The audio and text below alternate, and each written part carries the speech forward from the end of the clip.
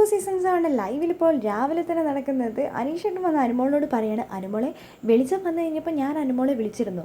ഇന്നലെ തന്നെ അനുമോൾ എല്ലാവരോടും പറയുന്നുണ്ട്, കിച്ചണിലായതുകൊണ്ട് തന്നെ എന്നെ നേരത്തെ വിളിച്ച് എഴുന്നേൽപ്പിക്കണമെന്ന്.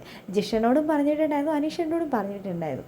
അപ്പോൾ അനുമോൾ പറയുന്നുണ്ട്, എന്നെ തോണ്ടി വിളിച്ചെന്നോ? ഞാൻ അറിഞ്ഞിട്ട് പോലും ഇല്ലല്ലോ. ചേട്ടൻ ചിലപ്പോൾ സ്വപ്നം കണ്ടതായിരിക്കും.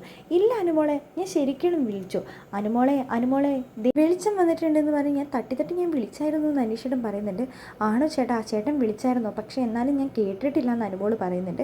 അപ്പോഴേക്കും സ്റ്റോർ റൂമിൻ്റെ ബെല്ലടിക്കുന്ന ഒച്ച കേട്ടു. അനീഷേട്ടൻ ആദ്യം തന്നെ ഓടിയിട്ടുണ്ട്. ഇനിയിപ്പോൾ ആരെന്തൊക്കെ നിയമം കൊണ്ടുവന്നു കഴിഞ്ഞാലും അനീഷേട്ടൻ പോകുന്ന സ്ഥലത്ത് അനീഷേട്ടൻ തന്നെ പോകുക എന്നുള്ളൊരു ഇതാണ് അനീഷേട്ടനുള്ളത്.